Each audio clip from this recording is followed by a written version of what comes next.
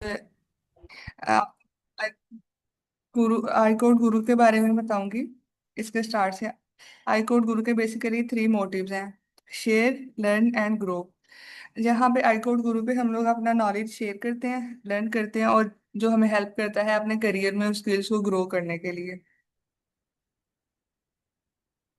आई code गुरु के founder हैं doctor Zafar Shahid, अ, जो के सिलिकॉन वैली में होते हैं। और और दूसरी डॉक्टर रिजवान गफ्फार, कलीम अनवर, आमिर खान और खालिद खोकर जो है वो भी सिलिकॉन वैली से हैं, और वो भी सपोर्ट करते हैं आई कोड गुरु को। आई कोड गुरु का जो मिशन है वो है एम्प्लॉयबिलिटी को इन्हेंस करना, और हाईटेक स्किल्स को इम्प्रूव करना इंडिविजुअल्स की। इसमें हाईटेक स्किल्स में एआई कोडिंग और जो एडवांस टेक्नोलॉजी है जो कि वर्ल्ड वाइड।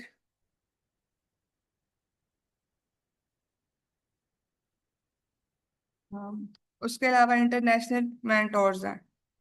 ऐसा क्या बोल। आई कोड गुरु के वर्क कैसे करता है? इसमें 20+ सेशंस होते हैं पर डे। एक वीकली वेबिनार होता है और वर्कशॉप होती है। और इन सेशन में पाइथन के सेशन होते हैं, आर्ट्स के और जीआरई के कोर्स होते हैं, लीड कोड, डीएसए और इंटरव्यू के रिलेटेड जो है वो गाइडेंस दी जाती है। और मशीन लर्निंग और डाटा साइंस के सेशन भी होते हैं। और ये सारे सेशन जो है वो यूट्यूब पे लाइव किए जाते हैं, बाद में अपलोड किए जाते हैं।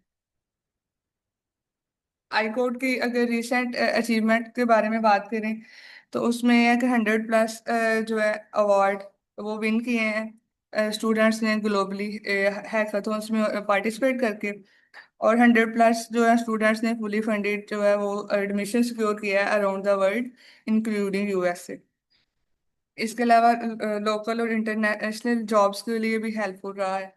और 749 टीम मेंबर्स ने 9x9 पजल में पार्टिसिपेट किया था हार्वर्ड यूनिवर्सिटी में। 255+ मेंटोर सेलेक्ट हुए हैं स्टैनफोर्ड यूनिवर्सिटी में। थ्री आई कोडर जो थे वो out of 320 MIT emerging talent program में सिलेक्ट हुए थे। 301 स्टूडेंट्स जो थे वो उन्होंने गूगल कोड जैम 2023 में पार्टिसिपेट किया था। और 3 इंटर्न्स इत्तेहाद एविएशन ग्रुप में सिलेक्ट हुए थे।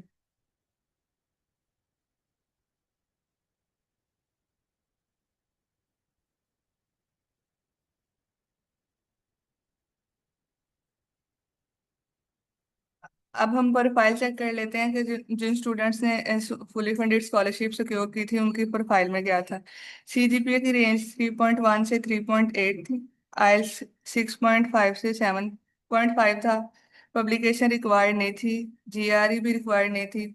उसके अलावा स्टडी गैप 1 to 15 years का था। 100% फी वेवर थी। स्कॉलरशिप की जो थी वो $1100 से $3000 पर मंथ थी। और इसके लिए बैंक स्टेटमेंट शो करने की जरूरत नहीं थी।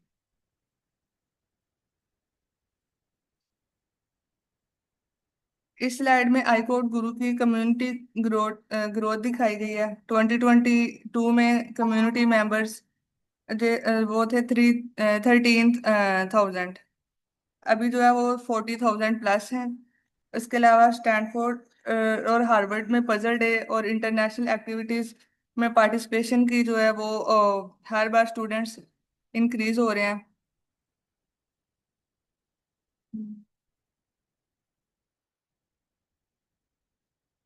इसमें पाई चार्ट में शो किया गया है कि स्कॉलरशिप वो 2023 में रेशो कम थी, परसेंटेज कम थी, और 2024 में ज्यादा है। और ये university of Lahore, UET, university of Gujarat, कायदे आजम, इन तमाम यूनिवर्सिटी के स्टूडेंट्स ने फुली फंडेड स्कॉलरशिप जो थी ना वो सिक्योर की थी।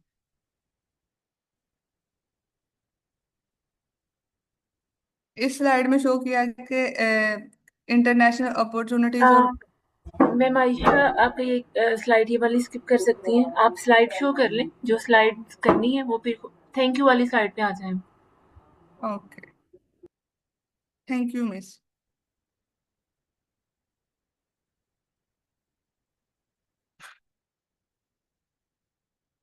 मिस बस यही स्लाइड्स हैं, कंप्लीट हो गई हैं।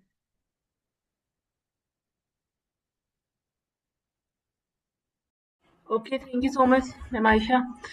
और हम अपना जो आज का सेशन है वो स्टार्ट करते हैं, जिसका बेसिक पर्पस जो था वो है कि मुझे अपने एग्ज़ाम्स की प्रिपरेशन करनी है। उसके लिए हम एक साथ मिलकर लर्न करेंगे, और आप लोग भी अगर कोई पॉइंट ऐड करना चाहें तो मोस्ट वेलकम। आप लोग जो है ना वो हम साथ मिलके इसकी प्रिपरेशन करेंगे। तो आईकुड गुरु को ज्वाइन कर सकते हैं। आईकुड गुरु की वेबसाइट को विजिट करके फेसबुक चैनल को देख सकते हैं वहाँ पे, और इसके साथ साथ यूट्यूब पर तमाम जो सेशंस हैं वो लाइव होते हैं। ठीक है, तो आज की क्लास की तरफ चलते हैं। आज की क्लास जो है, ये सेशन, इसका जो टाइटल है वो है इंट्रोडक्शन टू क्वांटम केमिस्ट्री, जिसमें हम जो है पढ़ेंगे साथ साथ, और जो एमसीक्यूज बेस्ड टेस्ट होते हैं उसकी तैयारी के लिए, ताकि वो इजीली क्रैक किए जा सके। तो मैम आयशा, आप अपनी स्क्रीन शेयरिंग ऑफ कर लेंगे? मिस 1 मिनट मैं कर रही हूँ। ठीक है।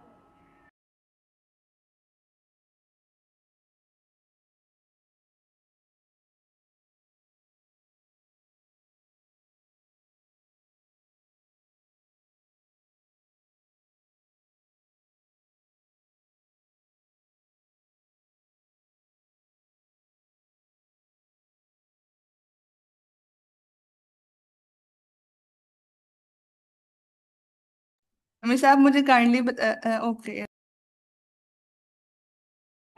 वो, हाँ जी, अब ठीक है, स्टॉप शेयरिंग करना था। ठीक है, मैं अपनी स्क्रीन शेयर करती हूँ। आज का जो हमारा वैसे जो लेक्चर है, सेशन है, वो सिर्फ इंट्रोडक्टरी है, जिसमें हम जो बेसिक कॉन्सेप्ट्स हैं अपने इस वीक में वो क्लियर करेंगे, और नेक्स्ट जो है ना वो फिर एडवांस जो टॉपिक्स हैं उनकी तरफ जाएंगे। ठीक है, जो भी हम टॉपिक्स करेंगे बेसिक, वो सारे हमने पहले पढ़े हुए हैं। थोड़ा बहुत उनका ओवरव्यू लेना है, ताकि चीज़ें जो हैं वो दोबारा से रिकॉल की जा सकें।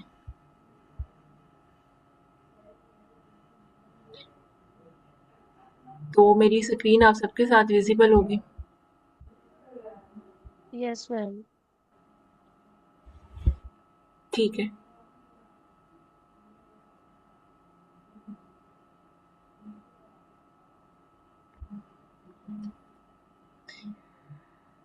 क्वांटम केमिस्ट्री एक ऐसी जो हम इसमें स्टडी करते हैं एटम्स के बारे में, ठीक है, मॉलिक्यूल्स के बारे में, ताकि उनका जो डिटेल्ड एक्सप्लेनेशन है उनको स्टडी किया जाए। ठीक है, आज हम फॉर्मूलाज वगैरह को स्टडी नहीं करेंगे, सिर्फ और सिर्फ हम जो हमारे इम्पोर्टेंट टॉपिक्स हैं जिनसे क्वांटम केमिस्ट्री की बुनियाद रखी गई वो हम स्टार्ट करेंगे उससे। ठीक है, तो सबसे पहले है हमारे पास जो चीज़ें आज हम कवर करेंगे वो ब्लैक बॉडी रेडिएशन है, फोटो इलेक्ट्रिक इफेक्ट है, डी ब्रॉगली वेव्स हैं, और हेजनबर्ग अनसर्टेनिटी प्रिंसिपल। ये चारों टॉपिक ऐसे हैं कि इन्हें जो है हम पहले इन डिटेल पढ़ चुके हैं। ठीक है, तो इम्पॉर्टेंट पॉइंट्स जो है इनके लिए, जो एग्जाम्स के लिए इम्पॉर्टेंट होते हैं, हम इनको देखेंगे। सबसे पहले हमें जो है ना दो कॉन्सेप्ट्स को समझना है। ठीक है, फ्रीक्वेंसी क्या चीज़ होती है? फ्रीक्वेंसी होती है number of waves in a second. ठीक है, तो फॉर एग्जाम्पल अगर हम एक रोप है हमारे पास, जैसे यहाँ पे एक एग्जाम्पल लिखी हुई है, और उसे हम शेक कर रहे हैं, ठीक है, रोप को, जितनी एनर्जी हम कम लगाएंगे उतनी उसकी वेव्स जो है वो कम होंगी। ठीक है, मीन्स इससे हम ये नतीजा निकाल सकते हैं कि जितनी एनर्जी कम होगी उतनी उसकी फ्रिक्वेंसी कम होगी, मीन्स कि उतनी number of waves in a second वो कम होगी। जितनी हम उसकी जितनी फ्रिक्वेंसी ज़्यादा होगी उतनी उसमें वेव्स ज़्यादा होंगी। कैसे? कि उसमें एनर्जी ज़्यादा लगेगी, उसको जब हम ज़्यादा शेक करेंगे तो उसकी एनर्जी भी इंक्रीज होगी। ठीक है, फ्रिक्वेंसी भी इंक्रीज होगी, और नंबर ऑफ वेव्स एक सेकेंड में कितनी होंगी वो भी ज़्यादा होंगी। तो ये चीज़ होती है फ्रीक्वेंसी, जिसका जो यूनिट होता है वो हर्ट्ज़ है, ये आई नो सबको पता है। और सेकंड हमारे पास फोटोन क्या चीज़ है, हम स्टार्ट से पढ़ते आए हैं कि एनर्जी लाइट जो है वो होती है इन द फॉर्म ऑफ, जिसे हम कह सकते हैं फोटोन, ठीक है। तो इन तमाम चीज़ों का कॉन्सेप्ट मैंने कहा पहले समझना चाहिए, फ्रीक्वेंसी क्या है और फोटोन क्या है। इसकी जो एक इक्वेशन होती है वो हमारे पास है E इज इक्वल है एच वी, ठीक है। E हमारे पास है एनर्जी, H जो है हमारे पास क्या है, प्लैंक्स कांस्टेंट है, और V हमारे पास इसकी फ्रीक्वेंसी आ जाती है। तो यहाँ से हम देख सकते हैं कि एनर्जी और फ्रीक्वेंसी डायरेक्ट रिलेट करती है। प्लैंक्स कांस्टेंट जो कि इसकी इम्पॉर्टेंट वैल्यू है एमसीक्यूज वगैरह के लिए, जो कि इसकी है 6.626 इंटू 10⁻⁻34, ठीक है। तो ये था फ्रीक्वेंसी का और फोटोन का कॉन्सेप्ट। उसके बाद हमने यहाँ पे देखना है क्लासिकल फिजिक्स मॉडल और मैक्स प्लैंक जीनियस सॉल्यूशन, ठीक है। मतलब क्लासिकल फिजिक्स मॉडल से क्या मुराद है, ये जो ओल्ड फिजिक्स के जो मेथड्स हैं जिससे हम स्टडी कर सकते थे चीज़ों के बारे में, लेकिन वो जो उनके रूल्स से जो उन उस वक्त लगते थे उन चीज़ों पर, वो हमारे जो है वो एटम्स पर वो लागू नहीं होते थे, ठीक है। तो इसके लिए क्या चीज़ दरियाफ्त हुई, इसके लिए यहाँ से क्वांटम केमिस्ट्री की बुनियाद रखी गई कि हम जो छोटे मॉलिक्यूल्स हैं, एटम्स हैं, उनको इन डिटेल स्टडी कर सकें, ठीक है। अब क्लासिकल फिजिक्स मॉडल क्या कहता है कि यहाँ जो एनर्जी होती है ना वो इनफाइनाइट लेवल तक इंक्रीज होती है, ठीक है। लेट्स सपोज अगर एक हमारे पास चूल्हा है किचन में, तो वो वहाँ से उसकी जो एनर्जी है वो निकल रही है, ठीक है। तो एक मखसूस हद तक जाके वो ख़त्म हो जाएगी, लेकिन क्लासिकल फिजिक्स मॉडल से क्या होगा, ये क्या कहता है कि ये वो इनफाइनाइट होती है। इस तरह तो वो सारी जो है ना हीट ही वो ख़त्म हो जाएगी, खर्च हो जाएगी उस पर। तो यहाँ से इसका फेलियर शुरू हुआ और इस पॉइंट को क्या हम बोलते हैं, अल्ट्रा वायलेट कैटास्ट्रॉफी, ठीक है। और इसके बाद इसको सॉल्व करने के लिए जो है ना साइंटिस्ट हैं हमारे पास, प्लैंक, मैक्स प्लैंक, हाँ यही था नाम। तो इन्होंने क्या किया था, इसने दरियाफ्त किया था कि एनर्जी जो है वो कंटिन्यूस नहीं है, वो एमिट होती है डिस्क्रीट पैकेट्स में। जैसे फॉर एग्जांपल आप पैकेट्स में, उसने क्यों कहा, जैसे हमारे पास होते हैं पैसे, अगर हम लगाएं, हमने किसी को देने हैं, ये हमारे पास है, हम 1 रुपए का सिक्का रख सकते हैं पास, 2 रुपए का रख सकते हैं, 3 का रख सकते हैं। हम ये नहीं कर सकते कि मैं 2.5 का सिक्का अपने पास रख लूँ, 2.5 रुपए तो नहीं ना दे सकते किसी को भी, अपने पास रख लेते हैं। तो ये चीज़ जो थी ये मैक्स प्लैंक ने उसने की थी, और उसने कहा था कि एनर्जी कंटिन्यूस नहीं है कि एक ही लेवल पर आके वो जो है ना वो फ्लो करती जा रही है। उसका एक मखसूस जो है ना वो एक फॉर्म में एमिट होती है, जिसे हम एनर्जी पैकेट्स कहते हैं, जो कि जिसे कहा जाता है quanta. Light is release in the form of energy packets which is known as the quanta. तो ये चीज़ है, और यहाँ पे ये फार्मूला है जो कि इम्पोर्टेंट है याद रखने के लिए न्यूमेरिकल प्रॉब्लम्स के लिए, कि E इज इक्वल है NhV। हम ये इक्वेशन पीछे पढ़ के आए, और N क्या है, क्वांटम नंबर है, तो वो हम यहाँ से लगाते जाएंगे और हमारे पास वैल्यू जो है E की वैल्यू, सॉरी E अगर फाइंड करना है हमने, तो N हमें पता होगा हमने कौन सी वैल्यू यूज़ करनी है, H हमारे पास कांस्टेंट है और फ्रीक्वेंसी की हमारे पास वैल्यू होनी चाहिए। तो हम यहाँ से ये कैलकुलेशन जो है वो अपनी निकाल सकते हैं।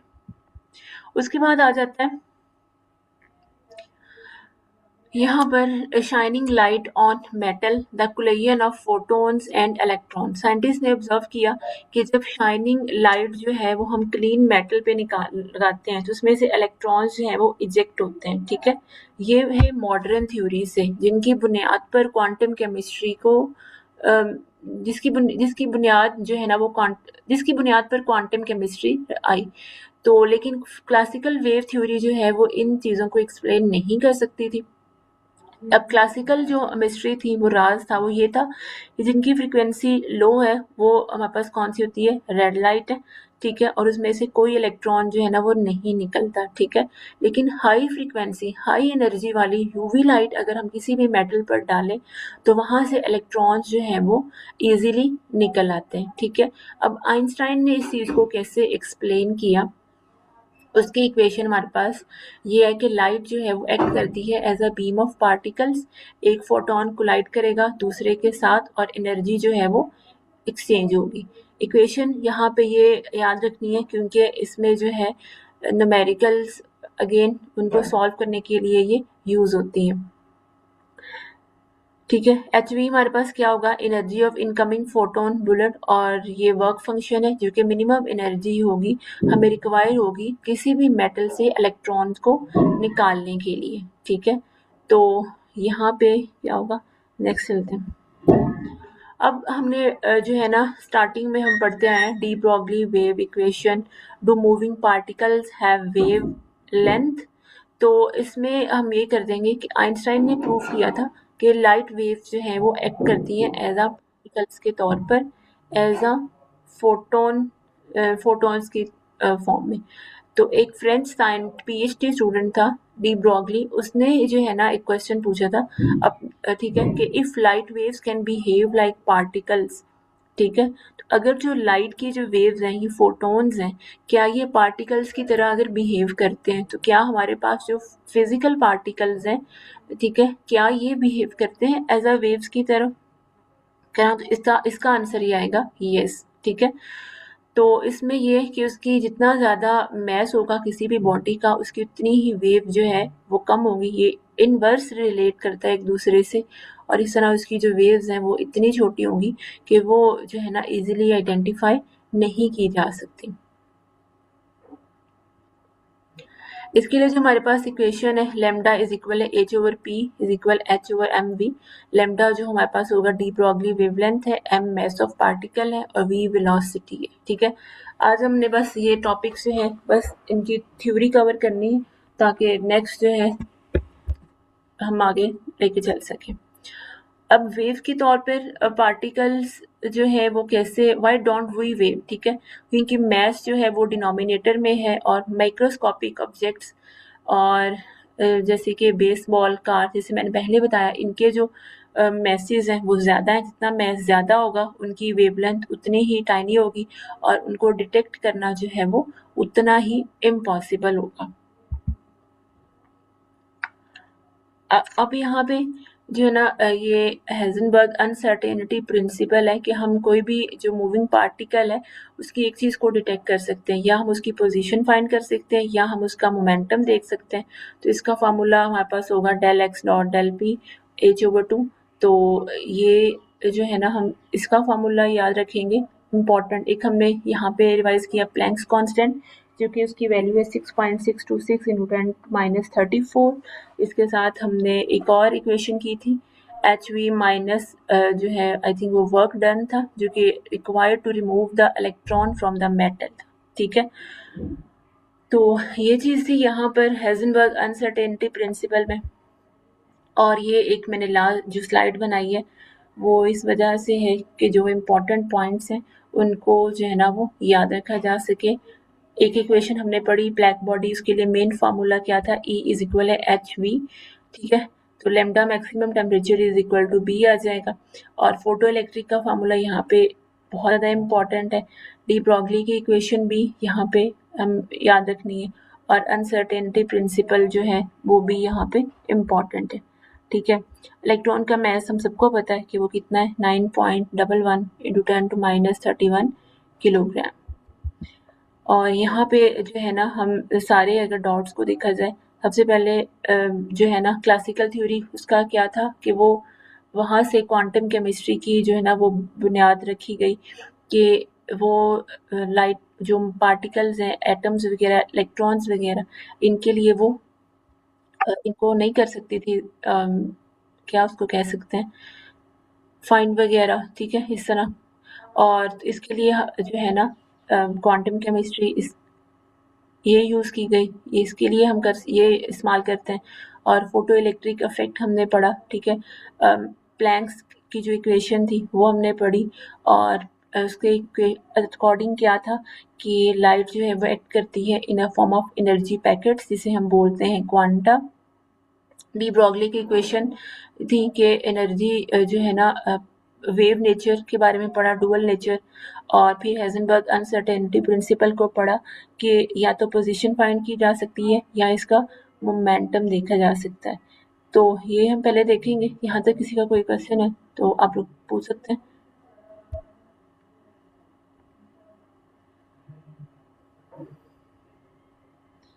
अब हम सबने ये चीज़ें पढ़ी हुई हैं, तो आप में से भी ऐड कर सकते हैं इन्हीं चीज़ों के बारे में, हेज़नबर्ग अनसर्टेनिटी प्रिंसिपल के बारे में, de Broglie nature of waves के बारे में और बाकी सब टॉपिक्स के बारे में।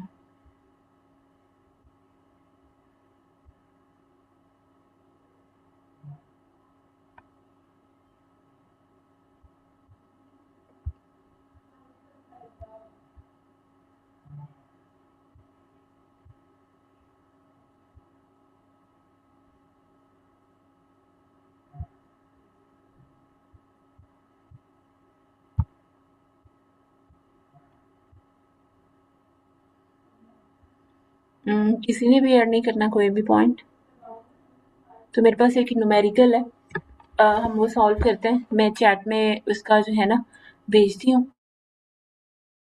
हमने उसके लिए फॉर्मूला भी पढ़ा है, मैंने पढ़ा है पीछे, और उसको यूज़ करते हुए हम जो है ना उसको सॉल्व करते हैं, फिर एंड पर जिसका सोल्यूशन है मैं वो देखूंगी। इसको आप करने का मकसद क्या है कि जो पेपर बेस्ड एग्जाम्स हैं, प्लेसमेंट एग्जाम्स, उनमें जो एमसीक्यूज हैं वो उसी टाइप के आएंगे, तो साथ साथ अगर हम फार्मूलाज को प्रैक्टिस करेंगे न्यूमेरिकल्स के अंदर, तो उसको कवर करना जो है वो ईजी होगा। तो मैं जो है ना चैट में शेयर करती हूँ।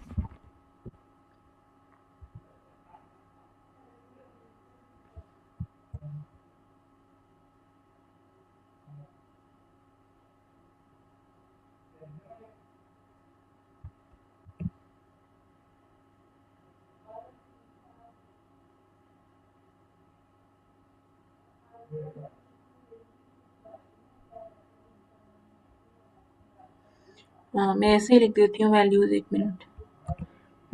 फोटोन की फ्रीक्वेंसी उसने कहा है कि 8 पॉइंट इंटू 10 टू 14 हर्ट्स है।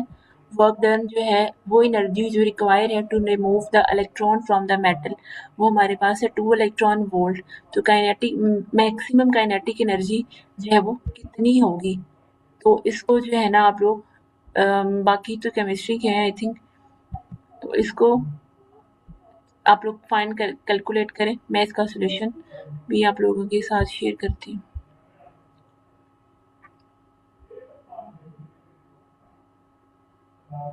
मैम आयशा, मैम ईशा, आप ट्राई करेंगी?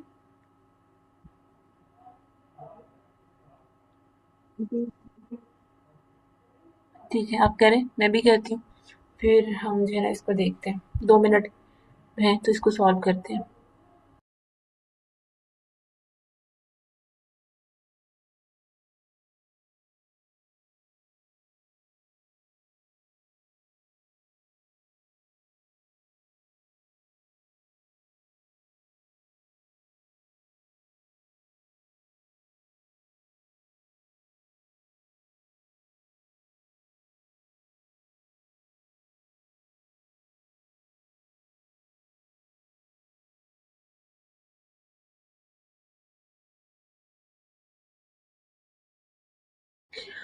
आज की हमारी इंट्रोडक्टरी क्लास थी।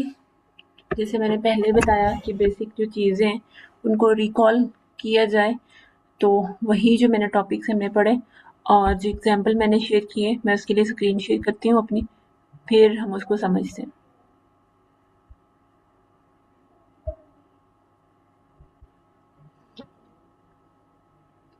अच्छा, इसमें ऐसा है कि मैंने जो है ना वो स्टेटमेंट गिवन मेरे पास क्या है, उसकी फ्रीक्वेंसी दी गई है मुझे, ठीक है, और amount of energy required to remove an electron from metal, 2 electron volt, वो मेरे पास मौजूद है।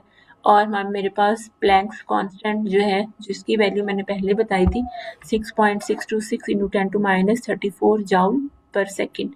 इसके लिए फार्मूला हम कौन सा यूज करेंगे? ये वाला फोटो इलेक्ट्रिक इफेक्ट में जो हमने पढ़ा पीछे, काइनेटिक मैक्सिमम काइनेटिक एनर्जी हमने फाइंड करनी है, ठीक है। सबसे पहले हम क्या करेंगे, ये जो हमारे पास 2 इलेक्ट्रॉन वोल्ट है इसको हम कन्वर्ट करेंगे, ठीक है। तो इसको हम जाउल में कन्वर्ट करना है, ठीक है। तो मल्टीप्लाई करेंगे इसको 1.602 इंटू 10⁻19 जाउल के साथ, ठीक है, जिससे ये कन्वर्ट होके इसकी वैल्यू बन जाएगी 3.204 इंटू 10⁻19 जाउल, और यहाँ भी इसकी फाइनल वैल्यू आ जाएगी हमारे पास। अब हमने क्या करना है, फोटोन की एनर्जी हमारे पास ये फार्मूला है, ठीक है। इसके लिए जो चीज़ें हमें दरकार होंगी हम वो स्टेप्स जो है वो फॉलो करेंगे। हमने मालूम क्या करना है, अपने लेफ्ट साइड वाला हिस्सा, ठीक है। एच हमारे पास क्या है ये हमें पता है, और फ्रीक्वेंसी हमारे पास क्या है ये हमें दी गई है। तो हम क्या करेंगे, एच को और वी को मल्टीप्लाई कर देंगे तो हमारे पास ये आंसर आ जाएगा, ठीक है। अब हम क्या करेंगे, अभी हम फार्मूला लगाएंगे ये पूरा, एच वी को मल्टीप्लाई करने से जो आंसर आया था वो, और माइनस कर देंगे 3.204 इंटू 10 टू माइनस 19 से, तो हमारे पास एक आंसर आ जाएगा 2.097 इंटू 10 टू माइनस 19 जाउल। और हमारे पास ये आया है जाउल में आंसर। तो ये न्यूमेरिकल्स में हम शुरू से पढ़ते आ रहे हैं कि जिस वैल्यू में हमारे पास होता है हमने उसी वैल्यू में करना होता है, ठीक है। तो हम इसको इलेक्ट्रॉन वोल्ट में कन्वर्ट करेंगे। कन्वर्ट करने के लिए हम क्या करेंगे, इसको 1.602 इंटू 10 माइनस 19 से डिवाइड करेंगे और हमारे पास ये फाइनल आंसर आ जाएगा, ठीक है। हमने इससे क्या चीज़ें सीखी, सबसे पहले प्लैंक्स कांस्टेंट उसकी वैल्यू कितनी है, 6.626 इंटू 10 टू माइनस 34 जाउल, ठीक है, पर सेकंड। और उसके बाद हमारे पास आ जाता है, सेकंड हमने ये चीज़ सीखी, इलेक्ट्रॉन वोल्ट से अगर जाउल में कन्वर्ट करना है तो 1.602 इंटू 10 टू माइनस 19 जाउल। और अगर इसी का उलट करना है, जाउल से इलेक्ट्रॉन वोल्ट में जाना है, तो हमने डिवाइड करना है 1.602 इंटू 10 माइनस 19 जाउल के साथ, तो हमारे पास ये वाला आंसर आ जाएगा, ठीक है। तो ये चीज़ें थी। बाकी इसमें अगर किसी का कोई सवाल है तो आप लोग कर लें। मैं इसकी जो आउटलाइन है उसको थोड़ा सा हम देखते हैं कि उसमें क्या चीज़ें हम कवर करेंगे इस सेशन में। मैं अपनी स्क्रीन शेयर कर रही हूँ, 1 मिनट।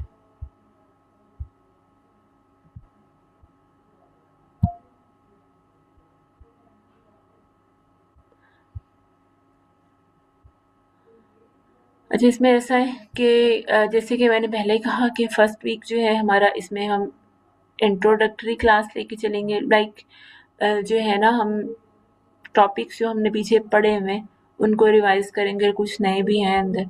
और वीक 2 जो है उसमें मेथड्स आएंगे, टेंसिटी फंक्शनल मेथड है भी है आई थिंक कोई एक, हाँ उसको भी पढ़ना है।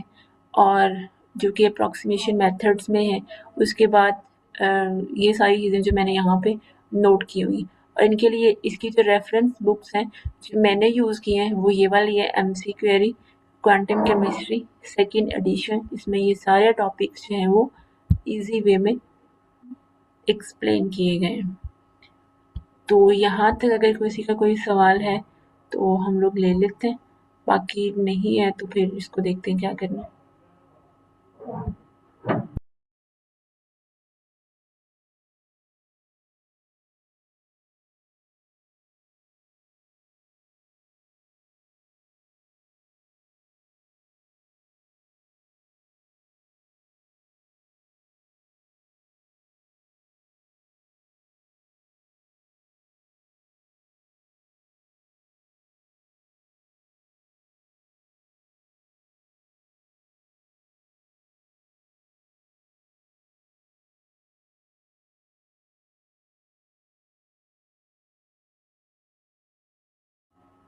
ये कोर्स जो है हमारा वो बेसिकली क्वांटम केमिस्ट्री को हम 2 वीक्स में कवर करने की कोशिश करेंगे, क्योंकि बाकी चीज़ें भी मुझे कवर करनी है। और अगर 2 वीक्स में हम क्वांटम केमिस्ट्री जो है उसको लेके चलते हैं सही से, हमारी सारी चीज़ें कवर हो जाती हैं, तो फिर हम आएंगे फिजिकल केमिस्ट्री की जो और रह जाते हैं टॉपिक्स, ठीक है, वो मैंने आउटलाइन में ऐड किए हुए हैं, उसको फिर हम डिस्कस करेंगे। 1 मिनट में दिखाती हूँ। हाँ, इसमें हम थर्मोडायनामिक्स के जो चीज़ें हैं, टॉपिक्स हैं, वो हम सारे पढ़ेंगे, क्योंकि हम स्टार्ट से पढ़ते हैं। उसका भी यही पैटर्न होगा कि फर्स्ट वीक में जो हमने चीज़ें पहले पढ़ी हुई हैं, जैसे कि enthalpy, second law of thermodynamics, Gibbs free energy, ये सारी चीज़ें पहले पढ़ी हुई, ठीक है। और वीक 4 में भी कुछ चीज़ें ऐसी हैं, बल्कि सारी ऐसी हैं जो हमने सबने पहले केमिस्ट्री स्टूडेंट्स ने पढ़ी हुई हैं। तो बस इन सबको हमने डीपली रिवाइज़ करना है। रिवाइज़ भी इसी तरह से कि हर टॉपिक को डिटेल में डिस्कस करना है, समझना है और रट्टा नहीं लगाना, ताकि एमसीक्यूज़ वगैरह जो हैं या आप भी अपनी प्रिपरेशन कर रहे हैं तो वो ईज़िली जो है ना आप लोग कर सकें।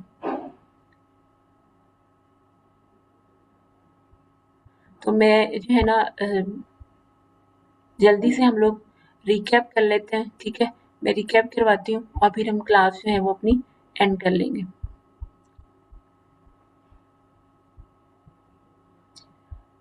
क्वांटम केमिस्ट्री का गोल क्या था? जैसे मैंने पहले बताया कि एटम्स और इलेक्ट्रॉन्स को समझना, ठीक है? इन डिटेल हम समझ सकें, इनकी नेचर को पढ़ सकें हम, ठीक है?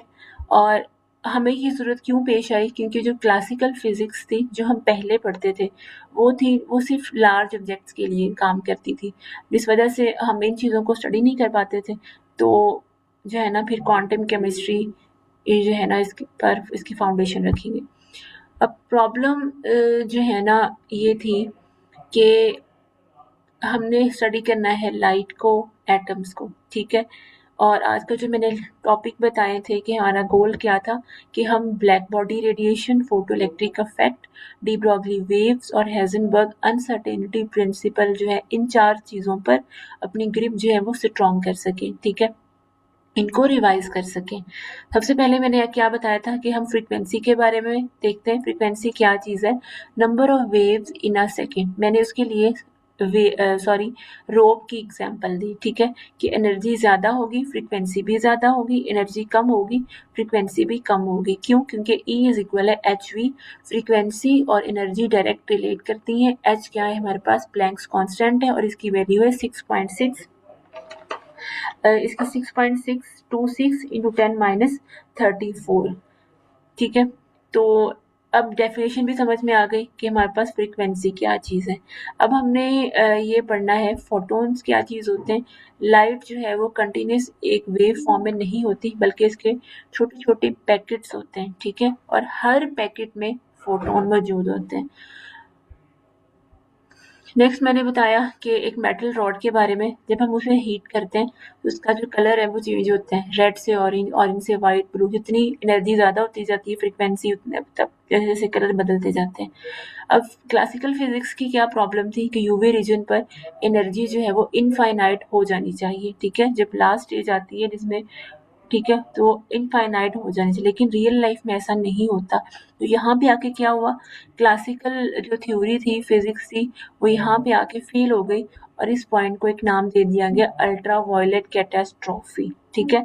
अब यहाँ पे प्लैंक सोल्यूशन क्या था कि एनर्जी जो है वो कम्स इन पैकेट्स, और इसके लिए इक्वेशन फार्मूला मैंने पहले बताया, E इज इक्वल है NHV, ठीक है?